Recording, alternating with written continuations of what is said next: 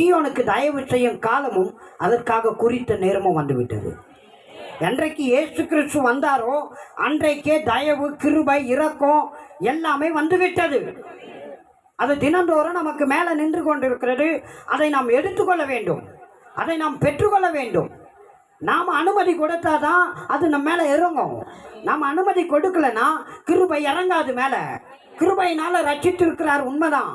கிருபையினால் நம்முடைய பாவம் மன்னிக்கப்பட்டிருக்கு, உண்மைதான். இன்னும் கிருபை மேல் கிருபை அடைய வேண்டும், கிருபையில் பலப்பட வேண்டும். இயேசு கிறிஸ்து இந்த உலகத்தில் மனிதனாக வாழ்ந்தபோது, தெய்வம் இந்த உலகத்தில் மனிதனாக வாழ்ந்தபோது கிருபையில் என்ன பண்ணாராம்? விருத்தி அடைந்தார், பலன் அடைந்தார், பலப்பட்டார். இப்போ அவரே பலப்பட்டார்னா நமக்கு எவ்வளோ அவசியமாக இருக்குது. ஆமேனா இல்லையா? காலையில் எழுந்து என்ன பண்ணணும்? தேவனுடைய கிருபையை பெற்றுக்கொள்ள வேண்டும். காலையிலேருந்து அப்பா என்னை நிரப்புங்க ஐயா, இந்த பாதத்தில் வந்திருக்கிறேன் ஐயா, என் பலன் போதாது, என் ஞானம் போதாது, என் அறிவு போதாது, என்னுடைய திறமை போதாது, உங்களுடைய கிருபை எனக்கு வேணும் ஆண்டவரே. இந்த உலகத்தில் வெற்றியாய் வாழ, சமாதானமாக வாழ, நிம்மதியாக வாழ, சக்ஸஸ்ஃபுல்லாக வாழ, சாட்சியாக வாழ, அடையாளமாக வாழ உங்களுடைய கிருபை எனக்கு வேணும் ஆண்டவரே. கர்த்தருடைய தயவு